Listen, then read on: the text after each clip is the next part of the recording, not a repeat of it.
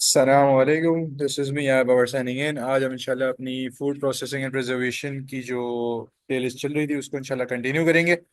और आज हमारा टॉपिक है low temperature preservation in the food industry. अच्छा जी। So without further ado let's begin. रब्बी ज़िदनी इल्मा रब्बी ज़िदनी इल्मा रब्बी ज़िदनी इल्मा रब्बी इश्रह ली सदरी व यस्सिर ली अमरी वाहलुल उक़दतम मिन लिसानी यफ़क़हू क़ौली। सुब्हानक ला इल्म लना इल्ला मा अल्लमतना इन्नका अंतल अलीमुल हकीम। चलें जी, बिस्मिल्लाह करते हैं इंशाल्लाह। अगर हम लो टेम्परेचर प्रिजर्वेशन की बात करें तो ये नाम से ही हमें वाज़ेह हो रहा है कि हमें क्या करनी है, प्रिजर्वेशन। किसके रिस्पेक्ट से? लो टेम्परेचर के थ्रू हमें प्रिजर्वेशन करनी है। डेफिनेशन पे अगर हम देखें तो क्या बात आती है? डेफिनेशन ये आती है कि methods of storing and processing food at reduced temperatures यानी low temperature to inhibit harmful micro organisms and enzymes. ठीक है जी। इसके कुछ की मेथड्स होते हैं, जैसे चिल स्टोरेज हो गया, फ्रीजिंग हो गया, CAS हो गया यानी कंट्रोल्ड एटमॉस्फेरिक स्टोरेज, और MAP हो गया यानी मॉडिफाइड एटमॉस्फेयर पैकेजिंग। ये सब हम जो है टेक्निक्स, इनको इंशाल्लाह आगे डिटेल में पढ़ेंगे। ये सब हम टेक्निक्स जो हैं लो टेम्परेचर प्रिजर्वेशन की हैं, जिसको हम अप्लाई कर रहे होते हैं। और इससे हम फायदा क्या हासिल करते हैं कि हम इससे अपनी शेल्फ लाइफ को एक्सटेंड कर लेते हैं। इसी के साथ अगर हम आगे बढ़े तो ये करना क्यों जरूरी है, पहले ये देख लेते हैं। Number one, shelf life extend होगी। कैसे एक्सटेंड होगी? जब आपने माइक्रोबियल ग्रोथ को स्टॉप कर दिया या आपने एंजाइमेटिक एक्टिविटी को स्टॉप कर दिया, तो जो फूड स्पॉइलेज है, जो डिटोरिएशन का प्रोसेस है, वो स्लो डाउन हो जाएगा। ठीक है, तो उससे फायदा होगा। क्या होगा कि शेल्फ लाइफ बढ़ जाएगी, आप स्टोर खाने को ज्यादा कर सकते हो और वाइडर डिस्ट्रीब्यूशन कर सकते हो। इसके अलावा इट मेंटेन्स द क्वालिटी यानी सेंसरी क्वालिटी, जैसे फ्लेवर हो गया, अरोमा, टेक्सचर। ठीक है, और मतलब जो न्यूट्रिशनल क्वालिटी है वो आप बचा सकते हो एज कम्पेयर टू अगर आप एक्सट्रीम हीट मेथड्स को अप्लाई करेंगे, तो उससे हमारी न्यूट्रिशनल वैल्यू कम हो सकती है, सेंसरी क्वालिटीज और ऑर्गेनोलेप्टिक क्वालिटीज जो है वो नेगेटिवली इम्पैक्ट उस पर हो सकता है। लेकिन अगर आप रैपिड कूलिंग करेंगे, मतलब रैपिड कूलिंग एक तरीका होता है जिससे मतलब छोटे छोटे आइस क्रिस्टल्स बनते हैं, तो उससे हमारे पास फायदा क्या है? फायदा ये कि वो जब भी प्रिजर्व हो रहा है, लेकिन उसका एक एडिशनल फायदा ये है कि सेंसरी क्वालिटीज मेंटेन रहती हैं। ठीक है जी। और मतलब जैसे फ्लेवर, अरोमा, टेक्सचर, ये सब चीजें हैं जो कस्टमर की बाइंग और परचेजिंग प्रेफरेंसेस को उस पर डिपेंड करती हैं। और इसी तरह जो न्यूट्रिशनल वैल्यू है यानी जो हेल्थ प्रोमोटिंग कंपाउंड्स हैं, हम उसको भी बचा सकते हैं।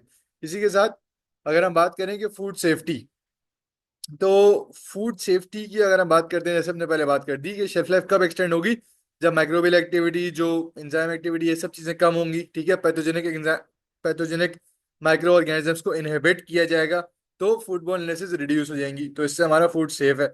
इसके अलावा रिड्यूसेस द फूड लॉसेस, ये भी पॉइंट हमने शेल्फ लाइफ में थोड़ा सा इनडायरेक्टली देखा था कि भाई जब शेल्फ लाइफ बढ़ गई, उसकी यूजेबिलिटी बढ़ गई, डिस्ट्रीब्यूशन वाइडर हो गई, तो हमारे लॉसेज जो है वो मिनिमाइज होंगे। ठीक है, ड्यूरिंग स्टोरेज, ड्यूरिंग डिस्ट्रीब्यूशन हमारे फूड वेस्ट के चांसेस कम हैं। तो इससे फायदा क्या है कि हमारे इकोनॉमिक लॉसेज जो हैं, प्रोड्यूसर्स, रिटेलर्स, कंज्यूमर्स, इन सब के लिए कम हो जाएंगे। ठीक है जी। और एक और बात क्या है, इसका एक एडेड बेनिफिट ये है कि प्रिजर्वेशन विदाउट प्रिजर्वेटिव्स यानी केमिकल या प्रिजर्वेटिव्स बहुत कम ही आप कुछ यूज कर रहे होते हैं, और उसके बगैर ही आप जो है अपने खाने को एक्सटेंड कर रहे हैं उसकी शेल्फ लाइफ। तो ये उसकी इंपॉर्टेंस थी। अच्छा जी, अब हम आ जाते हैं चिल स्टोरेज पे। जैसे हमने बात की थी कुछ मेथड्स हैं जो हम यूज करते हैं ना, तो अगर हम चिल स्टोरेज की बात करें तो चिल स्टोरेज की डेफिनेशन ये है कि storing food at temperature ranges just above freezing, यानी जनरली जो इसकी टेम्परेचर रेंज होती है वो 0 से 8 डिग्री सेंटीग्रेड होती है। ठीक है जी। और इसकी एग्जांपल्स आती हैं, जैसे अगर हम फ्रूट्स और वेजिटेबल्स की बात करें तो एप्पल्स को जो ऑप्टिमम टेम्परेचर है उनका जिस पे उसको स्टोर किया जाना चाहिए वो है 4 degree centigrade to maintain freshness. ठीक है। इसी तरह अगर हम डेयरी प्रोडक्ट्स की बात करें, उसमें हमने मिल्क की बात की, तो मिल्क भी ऑलमोस्ट अप्रोक्स 4 डिग्री सेंटीग्रेड पे स्टोर करना चाहिए। मीट और पोल्ट्री, उसको भी हमें 0 डिग्री से 4 डिग्री सेंटीग्रेड में स्टोर करना चाहिए ताकि हम स्पॉइलेज से उसको बचा सकें। इसके अलावा जैसे हमने चिल स्टोरेज की बात की थी पिछली स्लाइड में, चिल स्टोरेज एक तरीका कार है जिसमें हमने बात की है ऑप्टिमल टेम्परेचर होना चाहिए हर चीज का, जैसे फ्रूट्स, वेजिटेबल, पोल्ट्री, मीट, इन सब चीजों का अलग अलग ऑप्टिमल टेम्परेचर होता है। अगर उसका ख्याल ना रखा जाए तो चिल इंजरी हो सकती है। किसके नतीजे में? अगर हम उसके टेम्परेचर का ख्याल ना रखें, तो अगर हम उसकी डेफिनेशन देखेंगे सादी सी डेफिनेशन ये है कि physiological disorder in sensitive fruits, vegetables and foods caused by low temperatures above freezing but below the optimal storage। समझ रहे हैं?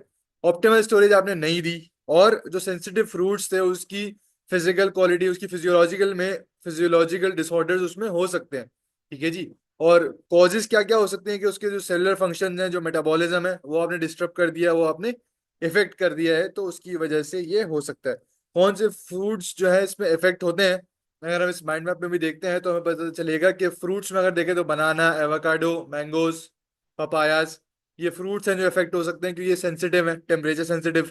इसी तरह वेजिटेबल्स की बात करें तो क्यूकम्बर, टोमेटो, पेपर्स, ये सब आ गए। अगर हम सिम्टम्स की बात करेंगे तो अगर हम विजुअली देखें, मतलब देखने में हमें क्या लग रहा है कि ब्राउनिंग हो जाएगी, ठीक है, डार्क स्पॉट्स आ जाएंगे, टेक्सचर में एबनॉर्मली हार्ड हो जाएगा या एबनॉर्मली सॉफ्ट हो जाएगा, जैसे क्यूकम्बर सॉफ्ट हो जाता है, मशी सा हो जाता है। ठीक है जी। इसके अलावा ऑफ फ्लेवर्स भी आ सकते हैं, या हमारा फ्लेवर जैसे स्वीटनेस, बिटरनेस, ये भी ऑल्टर हो सकती है। इसी तरह जो शेल्फ लाइफ है उसमें भी नेगेटिव इम्पैक्ट आ सकते हैं। अगर आपकी फिजिकल प्रॉपर्टीज ऑल्टर हो रही हैं चिल इंजरी की वजह से, तो उसमें फंगल इन्फेक्शन आ सकते हैं, और जो डिके होने का, जो खराब होने का प्रोसेस है, वो एक्सेलरेट हो सकता है। अगर हम एग्जांपल्स देखें कि अगर हम बनाना को बिलो 12 डिग्री सेंटीग्रेड अगर रखते हैं तो डार्क पैचेस आ जाते हैं। इसी तरह अगर हम टोमेटोज को बिलो 10 डिग्री सेंटीग्रेड रखेंगे तो इरेगुलर राइपनिंग होगी। इसी तरह क्यूकम्बर्स अगर अगर हम रखें बिलो 10 डिग्री सेंटीग्रेड तो वो मशी से हो जाएंगे, वाटर सोक जैसे हो जाएंगे। इसी तरह एवोकाडोस को अगर हम रखें बिलो 7 डिग्री सेंटीग्रेड तो वो ग्रेश कलर के हो जाएंगे, डिस्कलरेशन उसके अंदर आ जाएगी। ठीक है जी। तो ये हमने टेम्परेचर वाइज हमने देखा कि कौन से वो ऐसी फ्रूट्स, वेजिटेबल्स, मीट, पोल्ट्री है जिसपे नेगेटिवली इम्पैक्ट हो रहा है। अच्छा जी। अगर हम प्रिवेंट करना चाह रहे हैं चिल इंजरी को, अगर हम चिल इंजरी को प्रिवेंट करना चाह रहे हैं तो वो किस तरह से होगा, उसकी टेक्निक्स इस तरह से हम उसको बेसिक 3 कैटेगरीज में क्लासिफाई कर सकते हैं। ठीक है। नंबर 1, प्री हार्वेस्ट टेक्निक्स, यानी हार्वेस्ट करने से पहले कौन कौन सी टेक्निक्स है जिनको हम इस्तेमाल कर सकते हैं, उसकी लिस्ट दी हुई है। फिर पोस्ट हार्वेस्ट टेक्निक्स, ठीक है, उसमें क्या करना है। उसके बाद फिर ऑप्टिमल टेम्परेचर रेंजेस के जिसमें स्टोर किया जाए तो इंशाल्लाह उसमें कोई चिल इंजरी नहीं होगी, कोई फिजियोलॉजिकल, कोई मेटाबॉलिक या सेल्यूलर डिसऑर्डर नहीं होगा। और जिस वजह से हमने इंटेंट की थी चिल स्टोरेज प्रिजर्वेशन के मकसद के लिए, वो उसको हम इंशाल्लाह हासिल कर सकते हैं। अच्छा जी। अगर हम बात करें प्री हार्वेस्ट टेक्निक्स, यानी हार्वेस्ट करने से पहले कौन कौन सी टेक्निक अप्लाई की जा सकती हैं, अगर हम सबसे पहले उसमें देखें तो हमारे पास आती है कल्टीवार सिलेक्शन। यानी हम वही सिलेक्शंस या वही वैरायटीज यूज करें जो टेम्परेचर सेंसिटिव ना हो या फिर कोल्ड टॉलरेंट वैरायटीज हो। ठीक है, नंबर 1। नंबर 2, न्यूट्रिशनल मैनेजमेंट की जाए, किस तरीके से कि एडिक्वेट पोटेशियम और कैल्शियम लेवल्स दिए जाएं। जब न्यूट्रिशनल मैनेजमेंट होगी तो कम चांसेस हैं कि उसमें कोई मेटाबॉलिक डिसऑर्डर पैदा हो, तो इसलिए पोटेशियम और कैल्शियम के लेवल को मैनेज करना, उसको मॉनिटर करना जरूरी है। इसी तरह ऑप्टिमल हार्वेस्ट टाइमिंग, ठीक है, मिच्योर प्रोड्यूस जो होता है वो लेस वनरेबल होता है। ठीक है जी। तो उसको इस्तेमाल किया जाए। इसी तरह अगर हम प्री हार्वेस्ट ट्रीटमेंट्स की बात करें तो भाई हम ग्रोथ रेगुलेटर्स को डाल सकते हैं, बायोस्टिमुलेटर्स को डाल सकते हैं, एंटी ट्रांसपायरेंट्स को डाल सकते हैं। तो ये हमारे प्री हार्वेस्ट ट्रीटमेंट्स हैं। इसके अलावा अगर हम पोस्ट हार्वेस्ट टेक्निक्स पे आए तो उसमें सबसे पहली टेक्निक क्या है भाई, ग्रेजुअल कूलिंग। अगर आप ग्रेजुअली, तदरीजन, दर्जा बदर्जा, एक मतलब स्टेप बाय स्टेप, एक बहुत रैपिडली आप उसको कूल, मतलब आप शॉक ना दें उसको। ठीक है, अगर आप ग्रेजुअल कूलिंग करेंगे तो उससे फायदा क्या है कि it minimises the shock and reduces the chill injury risk. Gradual cooling का फायदा ये कि आप उसको शॉक नहीं दे रहे। अगर आप शॉक दोगे तो उसमें कुछ फिजियोलॉजिकल या उसके सेल्यूलर जो फिजिकल उसकी कुछ बॉन्डिंग वगैरह है उस पर नेगेटिवली इम्पैक्ट पड़ सकता है, और इस तरह से मसले मसाइल हो सकते हैं उसकी फिजिकल स्ट्रक्चर पे। ठीक है जी। तो अगर हम ग्रेजुअल कूलिंग करेंगे तो वो क्या है, वो हमारे लिए फायदेमंद है, because it minimises the shock and reduces the chill injury risk. इसके अलावा अगर हम प्रॉपर स्टोरेज करें, किस तरह से कि टेम्परेचर और ह्यूमिडिटी के ऑप्टिमल, जो भी टेम्परेचर और ह्यूमिडिटी की ऑप्टिमल रिक्वायरमेंट्स हैं उसको मद्देनजर रखें तो हम चिल इंजरी को प्रिवेंट कर सकते हैं। इसी तरह केमिकल ट्रीटमेंट्स को अगर हम अप्लाई करें, जैसे इथाइलिन हो गया, इथाइलिन इनहिबिटर्स और एंटीऑक्सीडेंट्स को यूज करके हम चिल इंजरी से अपने जो भी फूड है उसको बचा सकते हैं। इसी तरह अगर हम जेंटल हैंडलिंग करें ड्यूरिंग ट्रांसपोर्ट और दूसरी तरीके से, तो एडिशनल स्ट्रेस अगर हम उस पर ना अप्लाई करें, ठीक है जी, फिजिकली मतलब उसको स्ट्रेस अप्लाई ना करें, तो जेंटल हैंडलिंग और ट्रांसपोर्ट, जेंटली अगर हम उसको ट्रांसपोर्ट करेंगे तो उससे भी हम चिल इंजरी से बचा सकते हैं, क्योंकि मेन चीज जो है वो फिजियोलॉजिकली उसको बचाना है। तो उस रेस्पेक्ट से हमने प्रिवेंशन के सॉल्यूशंस दिए हैं। इसी तरह कुछ ऑप्टिमल टेम्परेचर रेंजेस हैं जो डायरेक्टली इससे लिंक्ड है। अगर हम उसका ख्याल रखेंगे तो मतलब अगर हम कुछ हमसे कमी कोताही हो जाती है टेक्निक्स में, तब भी कोई इतना मसला नहीं होगा अगर हम ऑप्टिमल टेम्परेचर रेंजेस को मद्देनजर रखेंगे। ठीक है, तो ये ज्यादा इंपॉर्टेंट है। नंबर वन, जैसे ट्रॉपिकल फ्रूट्स हो गए, जैसे मैंगोज, बनानाज, एवोकाडोज हैं, इनको आप 10 से 13 डिग्री सेंटीग्रेड में स्टोर कर सकते हैं। इसी तरह सब ट्रॉपिकल फ्रूट्स होते हैं जैसे ऑरेंजेस, लेमन्स, ठीक है, इनको आप 7 से 10 डिग्री सेंटीग्रेड में स्टोर कर सकते हैं। इसी तरह वेजिटेबल्स है, जैसे क्यूकम्बर है, टोमेटो है, ठीक है, अब इनके जो है अपने ऑप्टिमल टेम्परेचर है। जैसे अगर आप टोमेटोज और क्यूकम्बर्स को अबव 10 डिग्री सेंटीग्रेड रखें, ठीक है, तो वो उसके लिए बेहतर है। इसी तरह अगर आप लीफी ग्रीन्स की बात करें, जैसे लेटस हो गया या स्पिनच हो गया, तो उसको 0 से 2 डिग्री सेंटीग्रेड पे ऑप्टिमली स्टोर किया जा सकता है। तो ये हो गया यहाँ पे हमारा कंप्लीट एक चिल स्टोरेज। और चिल स्टोरेज में हमारे पास एक मसला आया था, चिल इंजरी, हमने उसको हमने डिस्कस कर लिया है। अब हम लो टेम्परेचर प्रिजर्वेशन में अपने दूसरे मेथड की तरफ आएंगे, जो है हमारा कंट्रोल्ड एटमॉस्फेरिक स्टोरेज यानी CAS। इसकी डेफिनेशन क्या है भाई? Adjusting oxygen, carbon dioxide and nitrogen levels to slow the respiration and ageing. Respiration और एजिंग क्या है भाई? रेस्पिरेशन होता है जब हमारा फ्रूट मेच्योर हो रहा होता है, एक हद तक मेच्योरिटी चाहिए होती है, अगर वो ओवर राइप हो गया, मतलब एक हद तक राइपनिंग चाहिए, लेकिन अगर वो ओवर राइप हो गया तो कंज्यूमर उसको लेगा नहीं, और फिर वो ओवर राइप हो गया और मजीद राइप होगा, राइप होगा, राइप होगा, और वो खराब हो जाएगा। तो इससे जो है हमें बचाना है, तो इसके लिए कुछ हमारे पास केमिकल तरीके होते हैं। मतलब बेसिकली मतलब केमिकल से मुराद ये है कि अगर हम एटमॉस्फेयर जो हमारा है, जिसमें हम अपने खाने को स्टोर कर रहे हैं, उसको अगर हम मॉडिफाई कर लें एक तरीके से, तो हम इससे अपने उसको फूड को राइप ओवर राइप होने से बचा सकते हैं। ठीक है जी।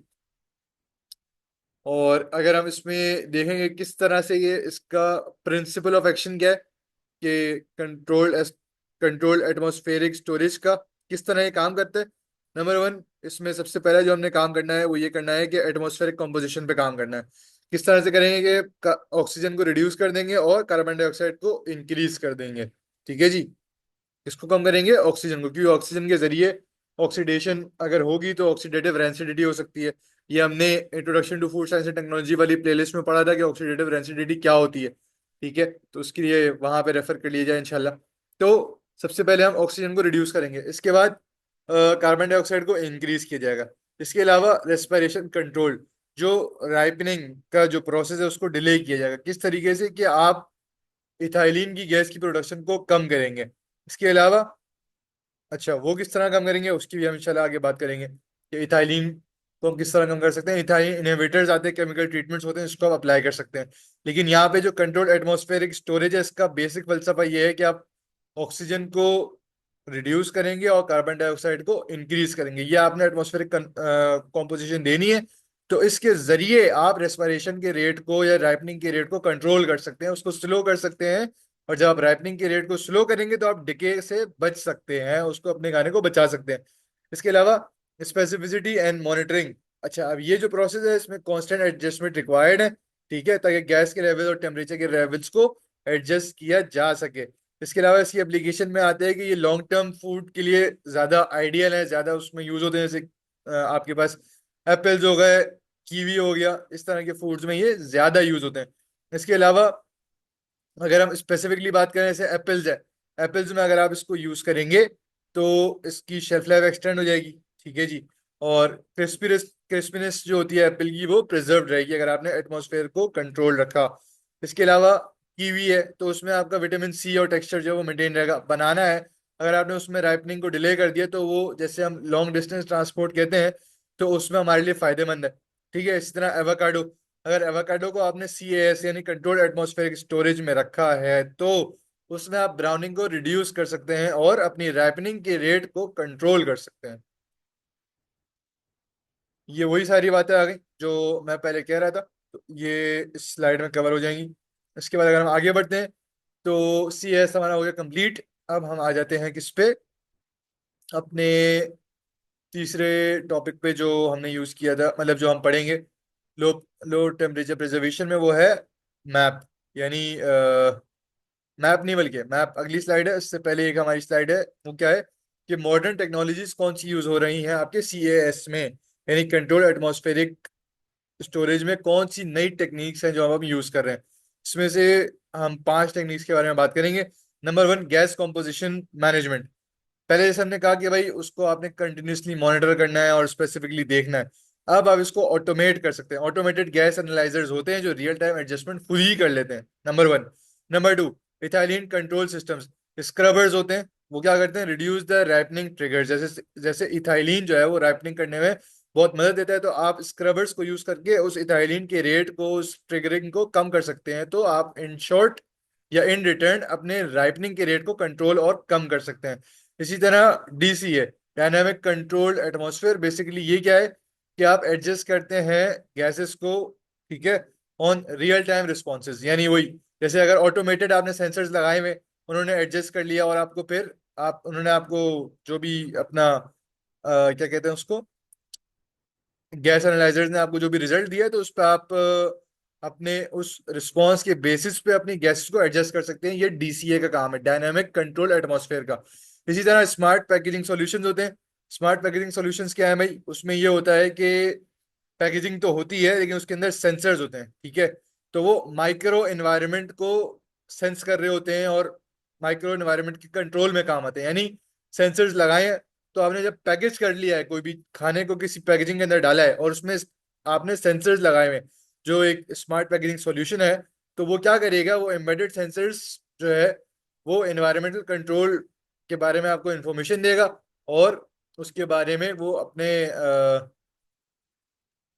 क्या कहते हैं कि जो भी प्रॉब्लम अगर आती है आपकी पैकेजिंग में, तो उस लिहाज से वो उसको मिटिगेट करने के लिए कुछ भी स्टेप जो है वो उठाएगा।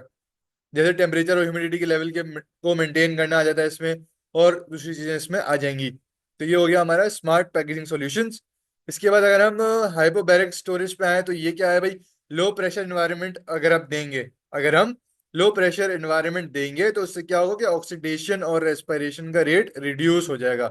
तो ये कुछ मॉडर्न टेक्नोलॉजीज हैं। अच्छा जी, अब हम आ जाते हैं मैप पे। मैप क्या है भाई, मॉडिफाइड एटमॉस्फेयर पैकेजिंग, सीएस कहते हैं स्टोरेज का तरीका था। मैप क्या है, पैकेजिंग का तरीका है। इसकी डेफिनेशन अगर हम देखते हैं इंट्रोडक्शन में, तो it is basically altering the gas composition inside the packaging. Purpose क्या है, slows the respiration, delays microbial growth and reduces the oxidative spoilage. तीन इसके फायदे हैं। क्या मतलब तीन इसके पर्पस है। आप क्या कर रहे हैं, सबसे पहले आपने डेफिनेशन देखी कि भाई आप पैकेजिंग के अंदर गैस की कॉम्पोजिशन को ऑल्टर करेंगे। पर्पस क्या है कि आपने नंबर 1 रेस्पिरेशन को स्लो करना है, नंबर 2 माइक्रोबियल ग्रोथ को रिड्यूस करना है, नंबर 3 ऑक्सीडेटिव स्पॉइलेज से बचाना है।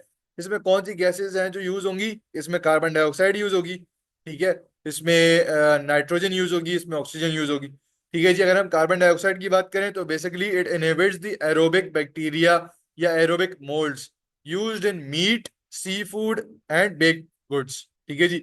इसके अलावा नाइट्रोजन, ये बेसिकली इनर्ट गैस है, इट प्रिवेंट्स द ऑक्सीडेशन, ठीक है, protects the delicate products like snacks, salads और डेयरी प्रोडक्ट्स। इसके अलावा अगर आप ऑक्सीजन की बात करें, तो ऑक्सीजन का स्पेसिफिक कंट्रोल में आपको यूज करना होगा। अगर ज्यादा दे दी तो ऑक्सीडेटिव रेसिडिटी हो सकती है, बैक्टीरिया उसमें जो है वो नेगेटिवली इंपैक्ट डाल सकते हैं। लेकिन अगर आपने बहुत कम कर दी तो मीट, जैसे अगर हम मीट की बात करें तो उसका कलर जो है वो खराब हो सकता है। तो ऑक्सीजन को बहुत देख के ध्यान से स्पेसिफिक, मतलब कंट्रोल यूज होना चाहिए स्पेसिफिक प्रोडक्ट के लिए। जैसे मैंने बात की, oxygen maintains the red meat colour, controlled use is required for specific products, ठीक है जी। इसके बाद अगर हम एप्लीकेशंस पे आ जाएं, ये भाई कहाँ कहाँ पे अप्लाई होता है, तो ये जनरली तो वैसे हमने पिछली बात में कवर कर ही लिया है। लेकिन अगर हम स्पेसिफिकली देखें तो जैसे जो भी हमारा लेटेस है, स्पिनच है, जो भी हमारे प्रोड्यूस होते हैं, उसमें राइपनिंग को डिले करता है, और इन शॉर्ट मतलब इंटर्न विल्टिंग और डिके को जो है वो डिले करता है। तो नंबर 1 एप्लीकेशन इसकी ये है। नंबर 2, मीट के अंदर ये रेड मीट के रेड कलर को प्रिजर्व करता है और माइक्रोब्स के लेवल को कंट्रोल करता है। इसके अलावा चीज और बेकरी में किस तरह से यूज होता है कि इट प्रिवेंट्स द मोल्ड, ठीक है, मोल्ड की इन्फेस्टेशन, मोल्ड की कंटेमिनेशन को प्रिवेंट करता है और फ्रेशनेस को मेंटेन करता है। अगर हम एडवांटेजेस में देखें तो इसके 3 एडवांटेजेस बस शॉर्ट में देखेंगे। नंबर 1 के भाई ये शेल्फ लाइफ को एक्सटेंड कर रहा है। किस तरह से? जब स्पॉलिश प्रोसेस को स्लो कर दिया तो शेल्फ लाइफ एक्सटेंड हो जाएगी। ये बात तो हम पिछले चिल इंजरी में भी हम देख के आए हैं और सीएस पे भी हमने देखी थी। इसके अलावा इसमें क्वालिटी को एनहांस किया जाता है। किस तरीके से कि विजुअल, टेक्सचर, न्यूट्रिशनल क्वालिटीज को प्रिजर्व किया जा रहा है। इसके अलावा केमिकल्स की नीड को बहुत इसमें रिड्यूस कर दिया गया है कि मतलब हम केमिकल्स को उसमें यूज नहीं कर रहे। और आजकल कंज्यूमर की जिस तरफ सोच जा रही है वो ये है कि हम नेचुरल प्रिजर्वेशन की तरफ जाएं, हम ऑर्गेनिक खानों की तरफ जाएं, तो ये उससे भी अलाइन करता है। 3 क्या बातें देखी? रिड्यूस केमिकल्स, एनहांस क्वालिटी और एक्सटेंडेड शेल्फ लाइफ। अच्छा जी, अब लिमिटेशंस क्या है भाई? ये तो हमने सारी बहुत सारी अच्छी अच्छी बातें कर ली थी लो टेम्परेचर प्रिजर्वेशन की, और हमने कुछ 3 मेथड्स देखे थे। और अब हम बात करेंगे लिमिटेशन की, मतलब जनरल लिमिटेशन है। तीनों मेथड में ये जनरली पाई जाती हैं। तो अगर हम ये बात करें, नंबर 1 लिमिटेशन क्या है? एनर्जी कंजप्शन, यानी एनर्जी चाहिए तो इसकी ऑपरेशनल कॉस्ट जो है वो ज्यादा है, तो इसको किसी तरीके से कम करने की जरूरत है। इसके अलावा इंफ्रास्ट्रक्चर में अगर हम देखें तो ये स्मॉल स्केल प्रोड्यूसर्स यूज नहीं कर सकते क्योंकि इसकी कॉस्ट जो है ना इन्वेस्टमेंट की ज्यादा है, ठीक है जी। तो इसको स्मॉल से मीडियम एंटरप्राइज, एसएमई जिसे हम कहते हैं, उसको यूज करना मुश्किल है। इसके अलावा अगर हम प्रोडक्ट सेंसिटिविटी की बात करें तो जैसे हमने बात की है भाई, सेंसिटिव प्रोडक्ट जो होते हैं टेम्परेचर सेंसिटिव, तो उनमें चिल इंजरी का रिस्क है, तो ये एक हमारी लिमिटेशन है। इसके अलावा सप्लाई चेन कॉम्प्लेक्सिटी, यानी अगर हमारा कहीं पे भी एरर आ गया, कहीं पे भी टेम्परेचर मेंटेन नहीं रहा, तो वहां पे माइक्रोबियल ग्रोथ, ऑक्सीडेटिव ग्रोथ, ये सब हो सकती है, इसके चांसेस हैं। तो सप्लाई चेन में अगर कहीं एरर आ गया तो क्वालिटी कॉम्प्रोमाइज हो सकती है। और जैसे हमने बात की है ऑक्सीजन, हमने एमएपी में जो मॉडिफाइड एटमॉस्फेयर पैकेजिंग थी उसमें हमने बात की थी कि भाई ऑक्सीजन हमें चाहिए एक स्पेसिफिक कॉन्सेंट्रेशन के अंदर। तो अगर वो ज्यादा हो गई तो मसला है, अगर वो कम हो गई तो मसला है। तो यही बात हो गई कि सप्लाई चेन जो है वो इसकी कॉम्प्लेक्स होती है। एरर्स में कॉम्प्रोमाइज क्वालिटी, अगर कहीं एरर हो गया तो क्वालिटी कॉम्प्रोमाइज हो सकती है। इसी तरह अगर हम इकोनॉमिक और लॉजिस्टिकल कंसिडरेशन को देखें तो कॉस्ट बेनिफिट एनालिसिस करना चाहिए और देख लें कि भाई जो हमने ऑपरेशनल या इन्वेस्टमेंट कॉस्ट, सेटअप कॉस्ट लगाई है और उससे जो हमें फायदे हो रहे हैं उसमें कितना, मतलब कितना फायदा, नेट रिजल्ट में हमें कितना फायदा हो रहा है उसको हम देख सकते हैं। इसी तरह अगर हम